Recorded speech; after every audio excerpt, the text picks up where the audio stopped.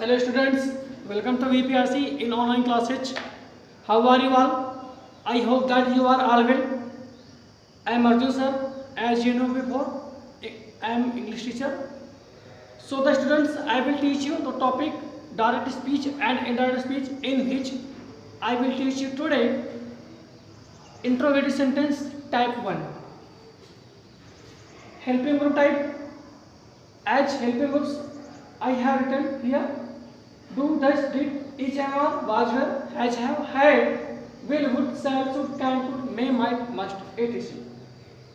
Rule number first: said or said to in the place asked or inquired of. Rule number second: for removing inverted comma use if या if or whether. जैसा कि बच्चों आप लोग जानते हो, आपने पिछले वीडियोज में ग्रामर का डायरेक्ट स्पीच और इनडायरेक्ट स्पीच स्टडी किया है। इसमें आपने अफर्मेटिव सेंटेंसेस के रूल्स एंड रेगुलेशंस एंड सारी जो चीज़ें थी इससे संबंधित हमने आपको स्टडी कराई थी। आज उसी के आगे आपका डायरेक्ट स्पीच और इनडायरेक्ट स्पीच शुरू होता है, जिसमें आज आपको इंट्रोगेटिव सेंटेंस पढ़ाया जाएगा। इंट्रोगेटिव सेंटेंस के जो वाक्य होते हैं वो मुख्यतः दो प्रकार के होते हैं। पहला टाइप 1 हेल्पिंग वर्ब टाइप, जिसे हम देंगे यहाँ पे नाम। दूसरा होगा क्वेश्चन वर्ड टाइप, जिसे हम लोग डब्ल्यूएच टाइप बोलते हैं। तो टाइप 1 की बात करें तो हेल्पिंग वर्ब टाइप से जब वाक्य कोई शुरू होगा, जिसे मान लीजिए कि क्या मैं उसे जानता हूँ,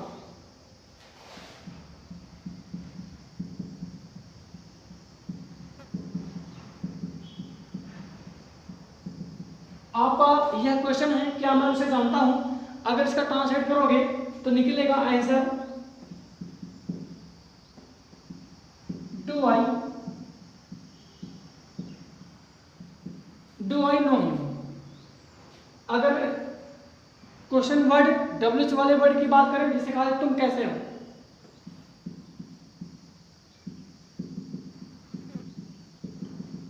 तो इसका ट्रांसलेट आप लोग करते हैं शायद हाउ आर यू।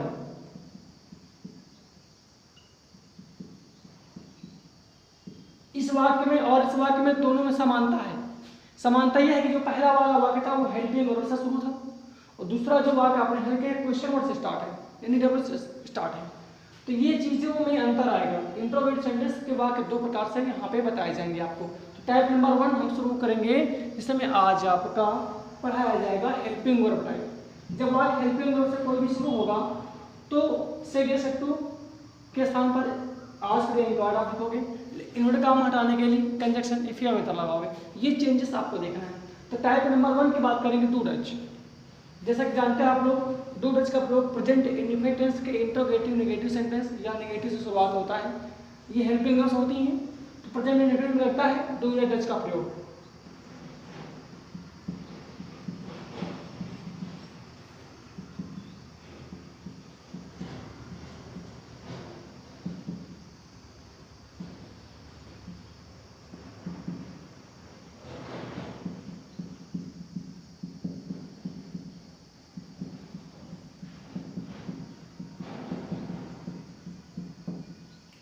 अब इंट्रोगेटिव सेंटेंस भी दो प्रकार से होते हैं। जैसे आपने देखा होगा, एक इंट्रोगेटिव सेंटेंस, दूसरा होता है इंट्रोगेटिव नेगेटिव सेंटेंस।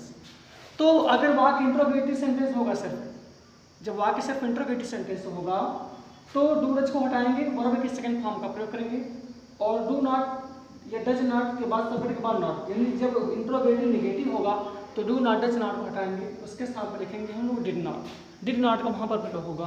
तो एक चीज़ ध्यान रखिए, जब वाक्य आप हल करोगे डायरेक्ट स्पीच का, तो उसको सिंपल सेंटेंस में ही हल करना है। जैसे कि पहला एग्जांपल देखें, आप ध्यान से समझिए, बिल्कुल आसानी से समझ में आएगा आपको।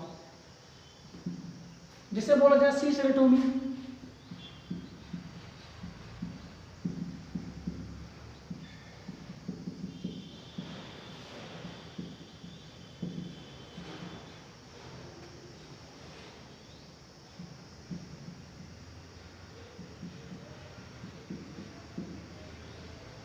उसने मुझसे कहा do you like my nature, क्या तुम मेरे स्वभाव को पसंद करते हो। ये सब क्वेश्चन है, हल करें, देखिएगा।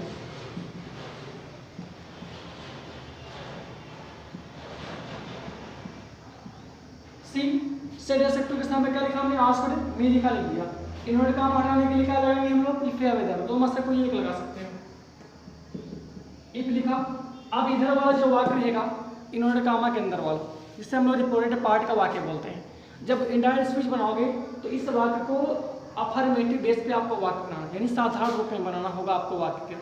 जब हम साधारण रूप में वाक्य को बनाएंगे तो क्या करेंगे, जो इंट्रोगेटिव सेंटेंस है इसको हम अफर्मेटिव बेस में बनाएंगे। तो क्या करेंगे, सबसे पहले हेल्पिंग वर्ब को मत चेंज करें, यानी इसको पहले क्या करें, रोक लीजिए।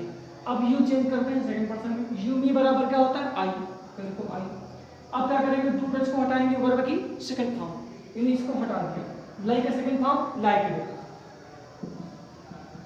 माई चेंज करेंगे फर्स्ट पर्सन में, माई पजेसिव, सी का पजेसिव क्या होता है, हर।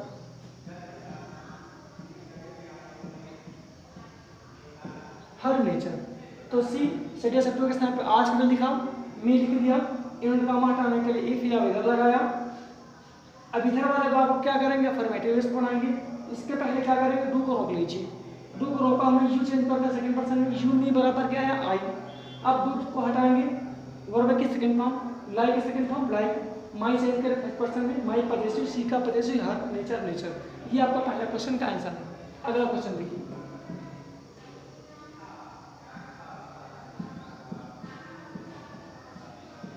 आई से तो हर, मैंने उससे कहा डू यू,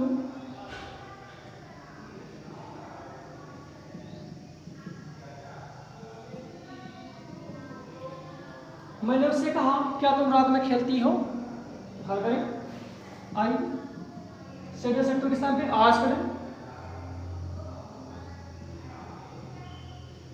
आई आज करें हर, आई सेड सेक्टर के स्थान पे आज करें लिखा, हर देखा लिख दिया। अब इन्वर्ट काम हटाने के लिए क्या लगाएंगे, इफ या वेदर में से कोई एक लगा देंगे। इधर वाले वाक्य को बनाएंगे अब अफर्मेटिव बेस पे, यानी रिपोर्टेड पार्ट का जो भी वाक्य होगा उसे हम लोग अफर्मेटिव बेस पर ही वाक्य को हल करेंगे। क्वेश्चन देखते हैं कैसे। डू को रोक लीजिए पहले, यू हर बराबर सी, डू डच को हटाया, वर्ब की सेकंड फॉर्म लगाया, प्ले का प्लेड, एट नाइट, ये आपका क्वेश्चन का आंसर रहा। तो ये जो भी वाक्य बनेगा अफर्मेटिव बेस पर ही बनेगा। अब चलते हैं इसी का एक और वाक्य देखिएगा।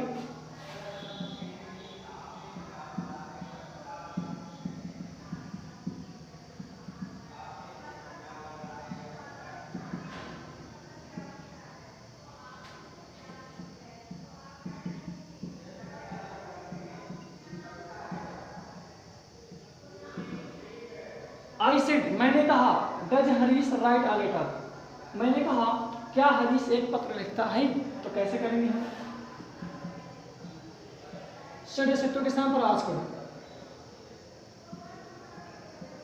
निशान हटाने के लिए इफ या वेदर लिख लीजिए, डज रोको, हरीश थर्ड पर्सन को चेंज नहीं करते, पहले हरीश लिखेंगे, डू डज को हटाते हैं, वर्ब की सेकंड फॉर्म लगाएंगे, राइट के सेकंड फॉर्म क्या होगा, रोट।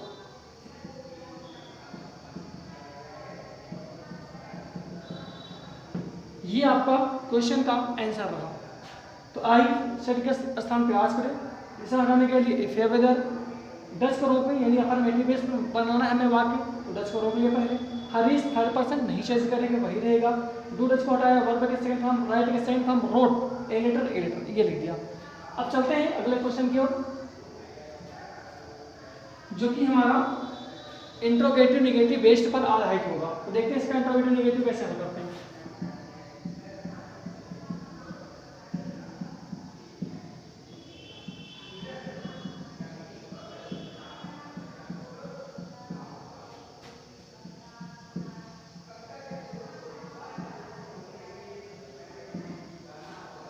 सी से टू, उसने मुझसे कहा do you not take tea, क्या तुम चाय नहीं पीते हो, हल करें,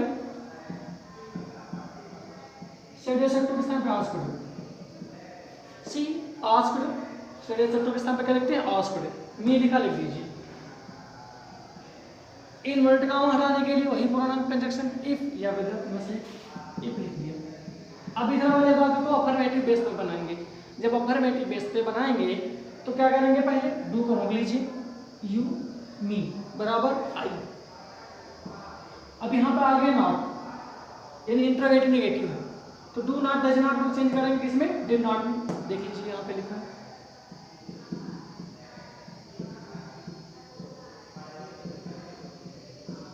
ये आपका क्वेश्चन का आंसर था। अगला बढ़ते हैं।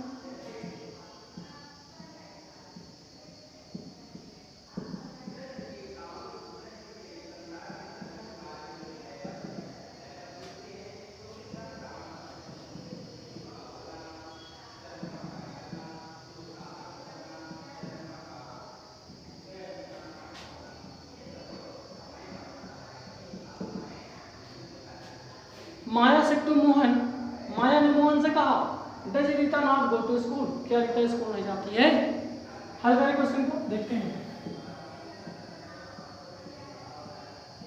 सेड से टू के स्थान पर आज करो, माया आज करो मोहन, इन्वर्ट काम हटाने के लिए फिर विदर लिख दीजिए। डज करोगे पहले Rita, do not does not को डिड नॉट में, go to school go to school. तो अपना आंसर लिखा है माया सेड सेक्टो के स्थान पर आज कर लिख दिया, मोहन मोहन इन्होंने काम हटाने के लिए लिखा। जो रिपोर्ट पार्ट का वाक्य है इसको पहले अफर्मेटिव बनाएंगे। जब अफर्मेटिव बनाएंगे तो हेल्पिंग वर्ब को पहले नहीं चेंज करेंगे, इसको रोक लीजिए। रीता थर्ड पर्सन, पहले लिखो थर्ड पर्सन। अब यहाँ पे डू नॉट डज नॉट है, तो डू नॉट डज नॉट के स्थान पे क्या लिखेंगे हम लोग, डिड नॉट, तो लिखा हमने यहाँ पे डिड नॉट। बचा क्या था, गो टू स्कूल लिख दिया गया। तो आपको टाइप नंबर ये 2 गज का यहीं पर एंड होता है। चलते हैं अगला टॉपिक की ओर।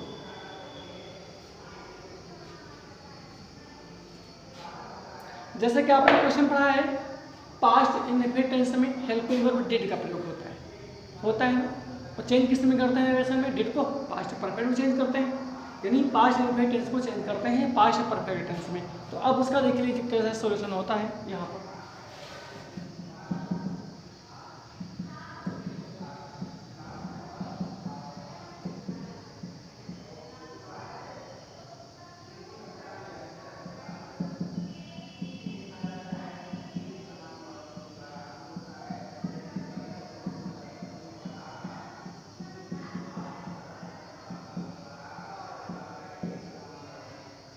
डिड होगा यानी इंट्रोगेटिव सिर्फ वाक्य होगा, तो डिड के स्थान पर लिखेंगे हैड प्लस वर्ब की थर्ड फॉर्म। अगर यही वाक्य इंट्रोगेटिव नेगेटिव हो जाता है तो डिड प्लस सब्जेक्ट के बाद नॉट आता है, तो had plus not plus verb की थर्ड फॉर्म, यानी पास्ट इंडेफिनिट टेंस को चेंज करेंगे हम लोग पास्ट परफेक्ट टेंस में। इसका आपको ध्यान रखना होगा। तो चलते हैं एग्जाम्पल की ओर। जिसे मान लीजिए क्वेश्चन लिखा गया आपका कि सी सेलेक्ट होगी, उसने मुझसे कहा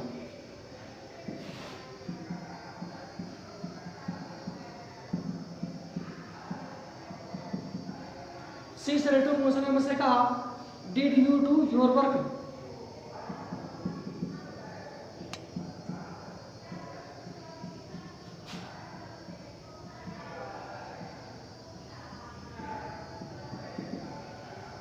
उसने मुझसे कहा क्या तुमने अपना होम कार्य यानी गृह कार्य पूरा कर लिया।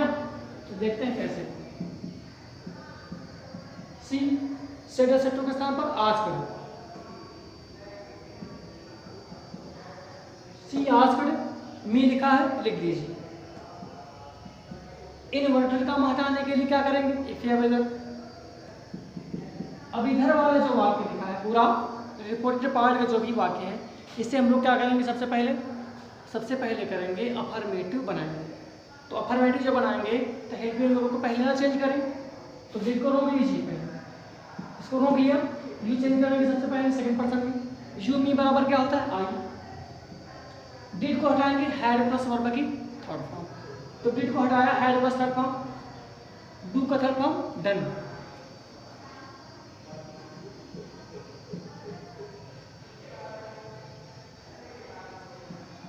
आई हैड डन, योर चेंज करेंगे सेकंड में, योर पजेसिव, मी का पजेसिव माई,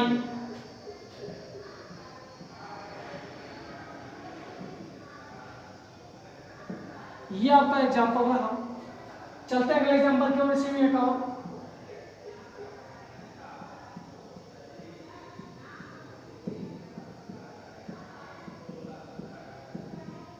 मोहन से टू रीता, मोहन ने रीता से कहा, क्या कहा देखिए।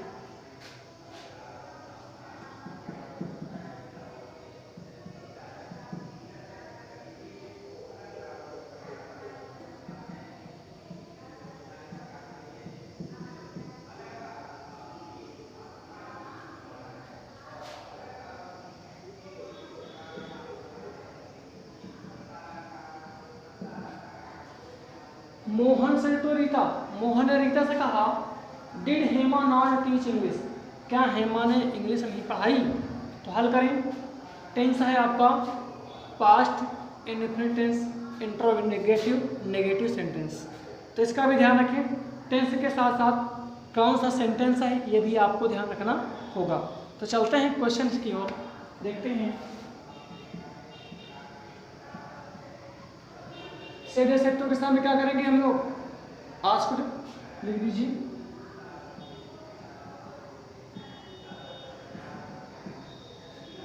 मोहन आस्क्ड रीता, इन्होंने काम हटाने के लिए इफ या बेटर। डिड को रोका पे हेमा थर्ड पर्सन नहीं चेंज करेंगे, वही रहेगा, हेमा लिखे पहले। डिड को हटाएंगे हैड, लिख दीजिए हैड। नॉट नॉट, टीच के साथ बहुत टॉट।